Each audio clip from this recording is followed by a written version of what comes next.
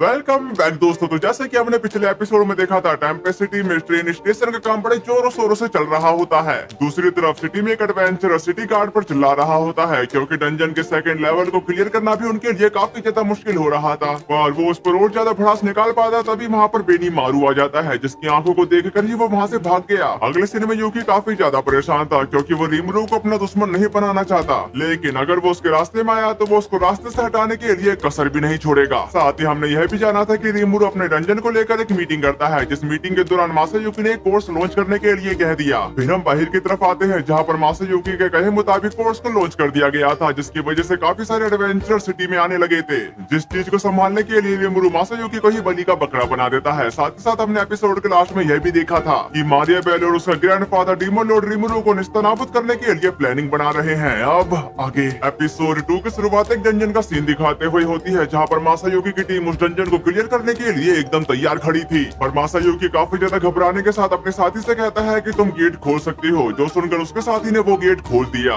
Gate खोलने के साथ हम अंदर की तरफ काफी सारे डीमन लॉर्ड के चेले को भी देख पाते हैं। साथ ही साथ उनके बीचों बीच खड़ा डीमन लॉर्ड काफी ज्यादा खतरनाक दिखाई दे रहा था। तभी अचानक से एक मोस्टर ने उन पर अटैक कर दिया, पर मासायुकी का एक साथी उसको संभालते हुए कहता है कि मैं इसको संभाल लूंगा, तुम आगे बढ़ो। ये सुनने के साथ उन तीनों ने एक साथ डंजन बॉस की तरफ बढ़ना शुरू कर दिया, लेकिन वो उससे पहले ही उन पर अटैक कर देता है, जिसकी वजह से उनकी टीम थोड़ी बिखर जाती है। तभी इस चीज का मौका पाते हुए एक मोस्टर ने मासायुकी पर अटैक कर दिया। यहाँ तक कि वो उसको जान से मारने के लिए आगे बढ़ने ही वाला था, उससे पहले एक बंदे की सोड आकर उसकी आर पार हो जाती है। इसी वजह से वो वहीं पर मारा जा चुका। तभी वो डिफेंडर मासायुकी को डिफेंड करने के लिए उसके एकदम सामने आकर खड़ा हो जाता है, जबकि दूसरी तरफ वो पर्सन खुद को संभालने के बाद अपने सामने इस नजारे को देखते हुए कहता कि अब समझा, यह एक दो तरफा अटैक था। तो मासायुकी यही करने की कोशिश कर रहा था, पर उसे क्या पता मासायुकी ऐसी प्लानिंग कभी कर ही नहीं सकता। यहाँ तक कि मासायुकी इतने खतरनाक मोस्टर को देखने के बाद काफी ज्यादा डरा हुआ है। तभी एक मेज अपने स्टाफ का इस्तेमाल करते हुए मेड हैंड स्पेल कास्ट कर देती है, जिस स्पेल की वजह से उन मोस्टर के नीचे मड से बने हाथ उनको जकड़ लेते हैं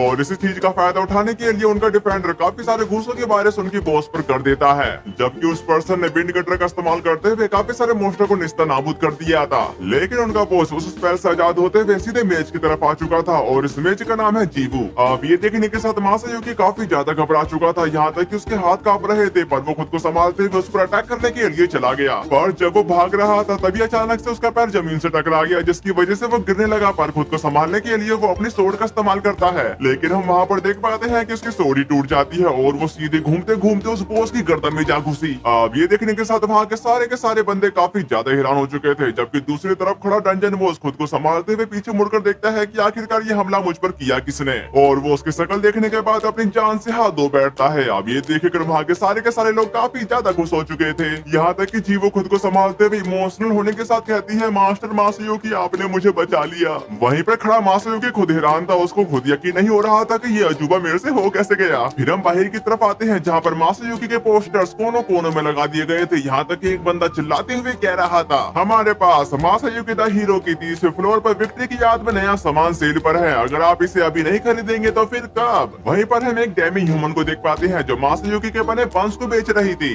दूसरी तरफ हम दो बंदों को देखते हैं जो शराब पीते हुए कह रहे थे, अरे क्या तुमने हीरो मासायुकी की बैटल के बारे में सुना?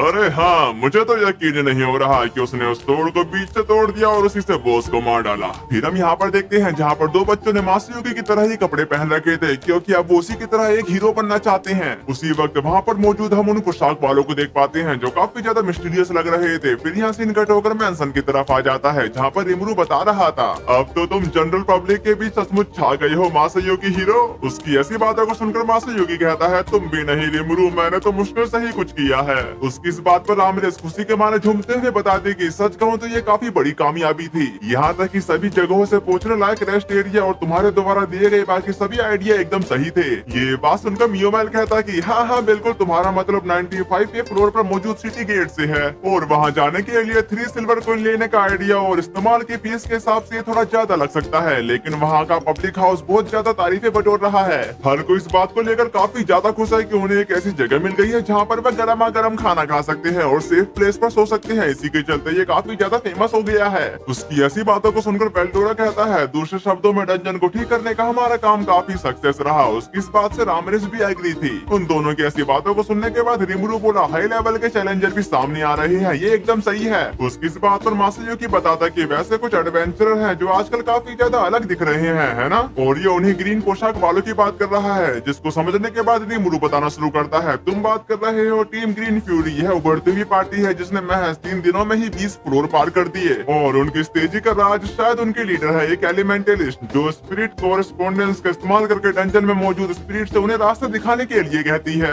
उसकी ऐसी बातों को सुनकर रामिरेस कहती है, वैसे तुम क्या करना चाहते हो, पर मुझे लगता है कि मैं उन्हें धीमा कर सकती हूँ। उसकी इस बात पर रीमुरु बताता कि नहीं, हमें ऐसा नहीं करना चाहिए, डंजन का सामना करने का ये एक सही तरीका है और कई टीमों के हेडलाइन में आने से लोगों में और भी ज्यादा जोश पैदा होगा। दूसरी तरफ मियोमाइल का कहना है उनकी वजह से मुनाफा बढ़ रहा है, जरूरी खर्च घटाने के बाद भी हम काफी मुनाफा कमा रहे हैं। अब ये सुनने के साथ रामिरेस काफी ज्यादा खुश हो चुकी थी। फिर हम इसके कुछ देर बाद का सीन देखते हैं जहाँ पर 2 पोटली भर गोल्ड कॉइन उनके सामने धर दिए गए थे, और उनमें से पहली पोटली है वेल्डोरा की और दूसरी पोटली है रामिरेस की। इसी वजह से वो काफी ज्यादा खुश दिखाई दे रही है, जबकि रीमुरु बताता कि जब तुम अच्छा काम करते हो तो तुमको भी मुनाफा मिलना ही चाहिए, ये काफी ज्यादा जरूरी है। अब ये सुनकर वेल्डोरा फ्लैक्स मारते हुए बोला, मुझे फूड स्टॉल पर काम करने का काफी ज्यादा एक्सपीरियंस है और मैं समझता हूँ कि काम एक नेक चीज है। उसकी ऐसी बातों को सुनकर रीमुरु हैरान होते हुए कहता है, उसने ये बात इतने घमंड भरे लहजे में कही। तभी अचानक से रामिरेस चिल्लाते हुए रीमुरु पर अटैक करने के साथ कह रही थी, बस यही है, आखिरकार मेरा समय आ ही गया।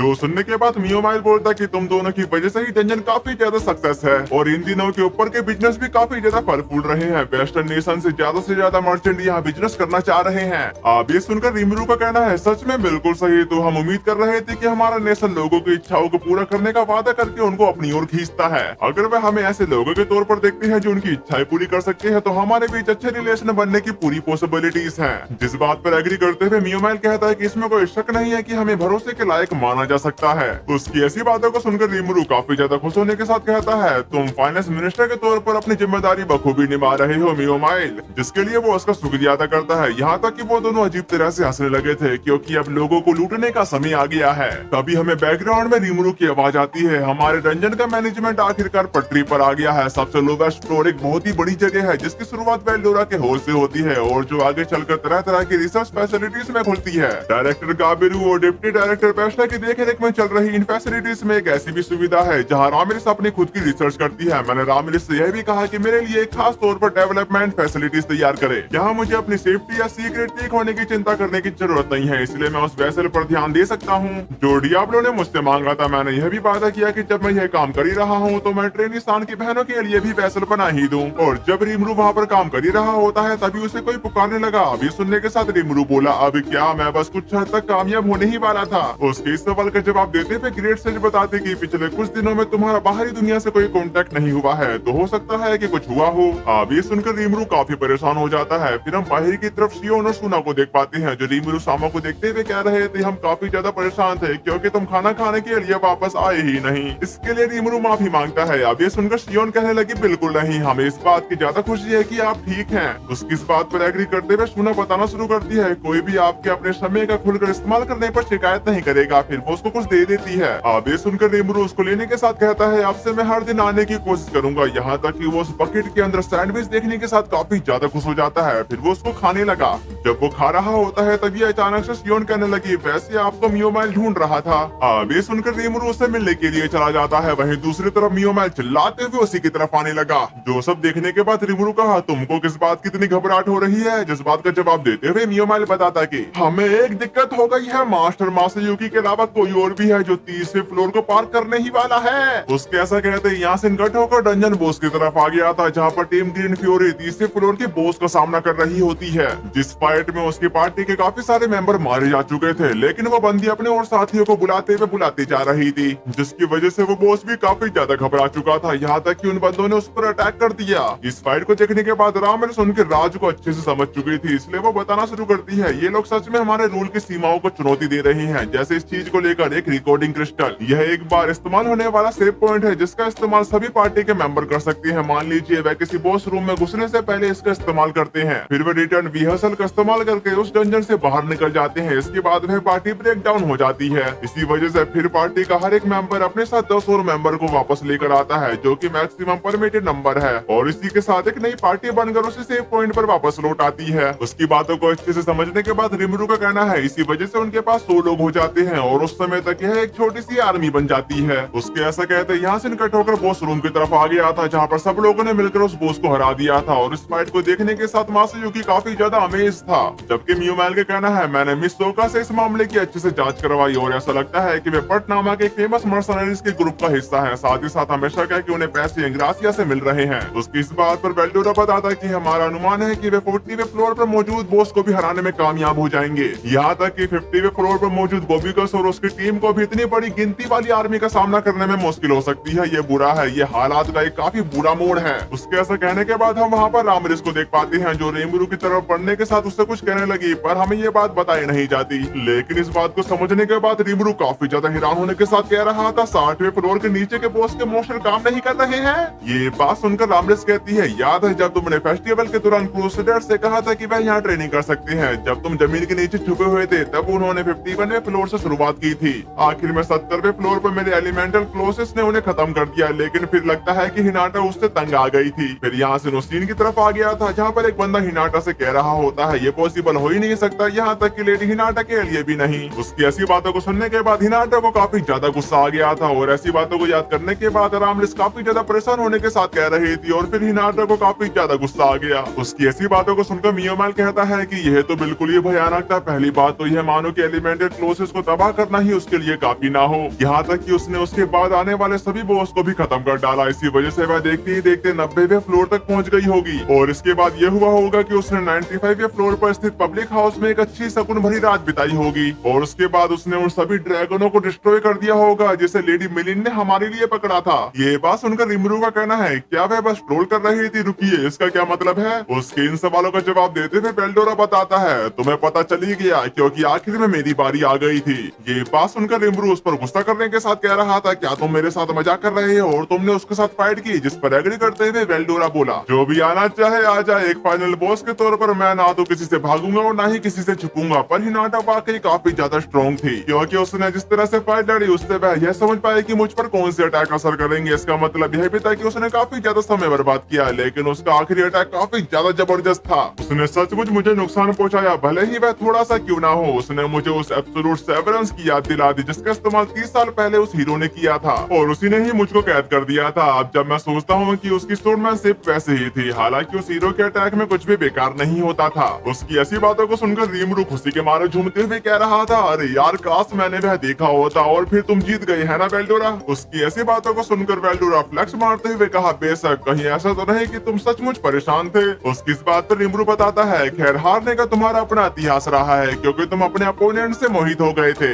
अब ये सुनकर बेल्डोरा थोड़ा घबरा गया था, जबकि मासायुकी का कहना है हिनाटा सान में जरूर सचमुच में कुछ खास बात होगी। जो सुनने के बाद रिमरू बोलता है कि ठीक है मुझे समझ में आ गया है कि क्या चल रहा है, तो हमें 60वें फ्लोर के नीचे के बॉस के लिए कुछ करना होगा। जबकि मियोमाइल परेशान होते हुए कह रहा था और हाँ देखिए लेडी हिनाटा ने हमसे पूछा था कि क्या उन्हें भी कोई नगद इनाम मिल सकता है। अब इसके लिए रिमरू उससे साफ साफ इनकार कर देता है, यहाँ तक कि वो अपने मन में कहने लगा होली नाइट की कैप्टन कितनी छोटी सोच वाली है, क्या उसे काफी पैसे नहीं मिलते। जो सब कहने के बाद वो जाते हुए कह रहा था कि तुम सब कुछ संभाल लेना मियोमाइल। असल में रिमरू ये बात समझ चुका है कि मियोमाइल हिनाटा का नाम लगाने के बाद वो पैसे खुद धर लेगा। इसी के साथ यहाँ से कट होकर डंजन की तरफ आ गया था, जहाँ पर रिमरू कह रहा होता है हम 60वें फ्लोर को स्ट्रॉन्ग बनाने से शुरुआत करेंगे और जिससे मैंने बॉस बनने के लिए कहा है। उसके ऐसा कहते ही वहाँ पर अनडेड वाइटिंग उसके पैरों में गिरते हुए कह रहा था क्रूसेडरों के हाथों मेरी हार ने मुझे गहरी शर्मिंदगी दी है, इसी वजह से आप जो भी पनिशमेंट सही समझे मैं उसे एक्सेप्ट करने को तैयार हूँ। उसकी राम कथा सुनने के बाद रिमरू बताना शुरू करता है अपना सिर उठाओ और बस इतनी सी बात थी। वैसे तुम्हारे जैसे अनडेड के लिए होली नाइट से अपोनेंट नहीं थे, और हाँ अब तुम अपने होली मैजिक का इस्तेमाल नहीं कर सकते है ना। अब ये सुनकर अनडेड काफी ज्यादा हैरान हो चुका था क्योंकि ये बात उसने किसी को नहीं बताई थी, लेकिन रेमरू उसको समझाने के साथ बताना शुरू करता है Holi magic power of cultivation है। इसका इस्तेमाल करने के लिए तुमको एक ऐसे एग्जिस्टेंस में बिलीव रखना होगा जो स्प्लिट ट्रॉन्स को कंट्रोल कर सके और एक ऐसा कॉन्ट्रैक्ट ड्राफ्ट कर सको जिसके बदले तुम उसकी पावर को उधार ले सको। पर मुझे लगता है कि लुमिनस ने अपनी बिलीफ में शामिल होने की रस्म में इन कॉन्ट्रैक्ट को शामिल किया था, लेकिन अब तुम्हारी वर्शिप का सेंटर मैं हूँ। इसका सीधा मतलब यह है कि तुमने अपना कॉन्ट्रैक्ट तोड़ दिया है, इसमें कोई हैरानी वाली बात नहीं है कि अब तुम लूमिनस की पावर को उधार नहीं ले पाओगे, लेकिन सुना ने अनजाने में एक सीक्रेट सीख लिया है जिसकी वजह से तुम आसानी से होली मैजिक का इस्तेमाल कर पाओगे। अब ये सुनकर सुना कहने लगी, सच कहूँ तो मैंने बस एनालिस्ट का इस्तेमाल करके इसे कॉपी कर लिया और मुझे आप पर पूरा भरोसा है ग्रेट रिमरू, इसलिए मुझे बस ये फील हुआ कि मैं किसी न किसी तरह से आपकी पावर उधार ले सकती हूँ। तो सब सुनने के बाद रिमरू बोलता है कि तो इसी बात पर अब मैं तुम दोनों को फेथ और कर्टसी का सीक्रेट प्रोवाइड कराता हूँ, जो मैंने इसके लिए काम चलाओ स्पेशल स्पेल तैयार किया है ताकि तुम जैसे व्हाइट भी बिना किसी नुकसान के इसका इस्तेमाल कर सके। साथ ही साथ याद रखना यह एक कॉन्ट्रैक्ट है, इसी वजह से यह पूरी तरह से सीक्रेट भी है, इसलिए यह पक्का कर लेना कि तुम इसके बारे में किसी से बात ना करो। फिर हम इसके 1 घंटे बाद का सीन देखते हैं जहाँ पर व्हाइट नाइट ने होली मैजिक सीख लिया था और वो इसी होली मैजिक का इस्तेमाल करते हुए सामने स्केयर क्रो पर अटैक कर चुका और उसके एक ही अटैक की वजह से वो स्केयर क्रो राख में बदल गया। अब ये देखने के साथ व्हाइट नाइट अपनी एक्टिंग शुरू करते हुए कहता कि यह राइस हो रहा है, इसी के चलते मुझे अपने अंदर पावर राइस होती हुई महसूस हो रही है। हे गॉड, मेरे गॉड, ग्रेट रिमरू, इसके लिए आपका बहुत बहुत शुक्रिया। उसकी ऐसी हरकतों को देखने के बाद रिमरू परेशान होते हुए कहा, अब वह और भी ज्यादा घुटन पैदा करने लगा है, लेकिन मुझे याद आया जब इसके बारे में बात कर ही रहे हैं तो हम यह भी कर सकते हैं। जो सब कहने के बाद उसने स्टार्ट पे फ्लोर को और भी ज्यादा डेवलप कर दिया था और ये काम किया था रामरिस ने, इसलिए वो अपनी नाक लंबी करते हुए कहने लगी, तो तुम्हें क्या लगता है कि एक अनडेड के लिए एक नया बॉस रूम कैसा है? जबकि दूसरी तरफ अनडेड का मुंह खुला का खुला रह गया था, यहाँ तक कि वो उसकी डिटेल लेते हुए कहने लगा, एक थ्रोन जो मेरे गॉड ग्रेट रिमरू ने मुझे सौंपा है, मैं इसकी प्रोटेक्ट किसी भी कीमत पर करूंगा। मुझे इस सीन को देखने के बाद जैक की बात याद आने लगी। ओए, इस दुनिया का पापा हूँ मैं, पापा। क्या तुम जानते हो कि मैं कौन हूँ? इस दुनिया का पापा।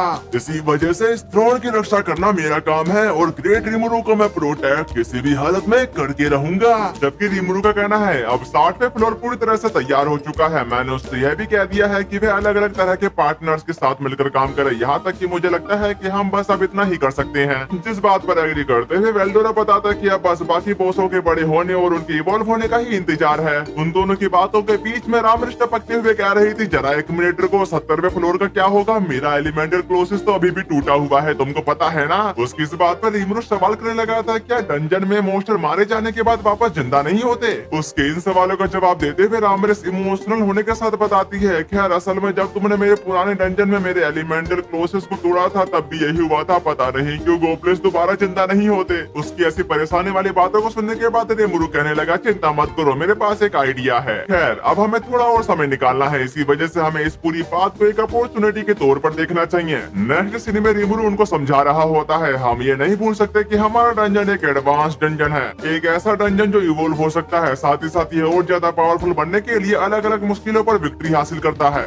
जब वहाँ पर ऐसी बातें चली रही थी तभी दूसरी तरफ हम मिलिन को देखते हैं जिसने रांग और गोपुता की चटनी बना दी थी। साथ ही साथ वो रिमरू पर चिल्लाते हुए कह रही थी कि मैंने सुना है कि मेरे सारे के सारे ड्रैगन मारे गए, जिस पर एग्री करते हुए रिमरू उन दोनों की हालत को देखने के बाद अपने मन में कहा, उन्हें किस तरह की बेरहम ट्रेनिंग दी गई है। जबकि दूसरी तरफ गोपुता कुछ कहने की कोशिश कर रहा होता है, जिसको सुनते हुए मिलिन कहने लगे, सच में तुम वाकई कमाल के थे, मुझे ये तो कभी उम्मीद ही नहीं थी कि तुम मेरे हेल मोड को पार कर लोगे। उसकी ऐसी बातों को सुनकर वेल्डोरा कहने लगा, तो ऐसा है, इसलिए मैं उन्हें वेल्डोरा को मारने का तरीका भी सिखाऊंगा। अब ये सुनने के साथ मिलिन उस पर भड़कते हुए बोल रही थी, ऐसा कभी नहीं होने वाला। फिर हम दूसरी तरफ रांग की तरफ आते हैं जो अपने मास्टर से कह रहा था, मास्टर मैं लौट आया हूँ। जो सुनकर रिमरू कहता है, तुमने सचमुच में अपना पूरा जोर लगा दिया, अब तुम मेरी शैडो में आराम कर सकते हो। उसकी शैडो में वापस चले जाने के बाद रिमरू गोपुता को बताना शुरू करता है, तुमने काफी बढ़िया काम किया, जैसा कि मैंने वादा किया था, मैं तुम्हें एल्स वाली जगह पर ले जाऊंगा। बस ये सुनते ही गोपुता के अंदर काफी ज्यादा एनर्जी आ गई थी, जिस चीज को देखते हुए मिलिन उस पर अपना पैर धरने के साथ बोली, लगता है तुम्हारे अंदर काफी ज्यादा एनर्जी बाकी है। मिलिन की ऐसी डरावनी बातों को सुनकर गोपुता वहाँ से भागते हुए कह रहा था, प्लीज मुझे अब थोड़ा ब्रेक दे दो। फिर हम इसके कुछ देर बाद का सीन देखते हैं जहाँ पर टीम ग्रीन फ्यूरी के बारे में मिलिन को मालूम पड़ चुका था, इसी वजह से वो काफी ज्यादा हैरान हो चुकी थी। जबकि वेल्डोरा बोल पड़ा, ऐसा लगता है कि उन्होंने अब तक 40वें फ्लोर के बॉस को भी हरा दिया होगा। ये बात सुनकर मिलिन रिमरू पर चिल्लाते हुए कह रहे थे, तुम ये क्या करने जा रहे हो? वैसे हम लोगों को हमें हल्के में नहीं लेने दे सकते। इस बात पर रिमरू बताता कि यह कोई प्रॉब्लम नहीं है, अगर वैसी तरह से आगे बढ़ते रहे तो वह 49वें फ्लोर पर पहुंच जाएंगे और वहाँ मेरे बिछाए जाल में फंस जाएंगे। यहाँ तक कि वह काफी प्यारी जगह है जिसे खास तौर पर क्रूरता को ध्यान में रखते हुए डिजाइन किया गया है। उसकी ऐसी बातों को सुनकर रामरिस कहती है कि लेकिन तुम हमें खुद जाकर देखने के लिए नहीं कहोगे, है ना? ये बात सुनकर रिमरू उनको 2 टाइप के कोड दिखाता है जिसके बारे में वेल्डोरा पूछने लगा। जो सुनकर रिमरू उनमें से व्हाइट कोड उठाते हुए कहना शुरू करता है, ये रिप्लेसमेंट सोल है जिन्हें मैंने सोल कैरेक्टर के आधार पर बनाया है। मैं आपको इन दोनों कोड के बारे में पूरी डिटेल में बताता हूँ कि ये काम कैसे करते हैं। अगर कोई भी पर्सन अपनी एनर्जी को उस ब्लैक कोर में डालेगा तो उस एनर्जी की वजह से एक मोस्टर तैयार हो जाएगा, पर वो मूव नहीं करेगा। इसी वजह से हमें उस मोस्टर को चलाने के लिए उस व्हाइट कोर की जरूरत होगी, पर ये जितना दिखता है उतना आसान नहीं है, क्योंकि जब कोई पर्सन उस व्हाइट कोर का इस्तेमाल करेगा तो उसकी सोल अपने आप ही उस मोस्टर की बॉडी में चली जाएगी और इसी वजह से वो मोस्टर की बॉडी को हिला पाएगा, पर वो अपनी रियल बॉडी को तब तक नहीं हिला पाएगा जब तक कि वो उस मोस्टर की बॉडी में मौजूद है। और इसी तरह बेल्डोर अपने स्केलेटन को कंट्रोल करते हुए कह रहा था, क्या बात है, मैं अपने स्केलेटन को कंट्रोल कर सकता हूँ। जबकि रामलेस का कहना है, मुझे पता था कि तुम ये कर सकते हो रिमरू, और मैंने हमेशा से तुम्हें एडमायर किया है। उन सब की ऐसी बातों को सुनकर रिमरू बोला, तुम लोगों ने तो बड़ी जल्दी अपना रुख बदल लिया, क्योंकि वो अभी थोड़ी देर पहले इसके लिए तैयार नहीं थे। जबकि दूसरी तरफ बेल्डोरा खुराफाती आइडिया लगाते हुए कह रहा था, अब चलो चलते हैं, हम उन चैलेंजर देने वालों को नहीं बल्कि उन हमलावरों को खदेड़ देंगे। उसके ऐसा कहते यासिन का टोका डंजन की तरफ आ गया था, जहाँ पर उन चैलेंजर ने उन चारों की पतलून गीली कर दी थी और वो लोग वहाँ से जाते हुए कह रहे थे, क्या ये लोग मोस्टर भी थे, पर स्लाइम इनसे ज्यादा ताकतवर होगा। अपनी इतनी गंदी बेइज्जती सुनने के बाद रेमरू गुस्सा करते हुए कह रहा था कि मुझे यकीन नहीं हो रहा कि हम एक नौसिखिया टीम से हार गए, हमें ट्रेनिंग की जरूरत है। वैसे वीडियो मैंने काफी ज्यादा लेट कर दी है, इसके लिए मुझे माफ कर देना, पर आगे से टाइम से वीडियो आएगी, इसी वजह से प्लीज कमेंट करके जरूर जाना, यहाँ तक कि प्यारा से एक लाइक भी कर देना। तो फिर मिलते हैं, सायोनारा।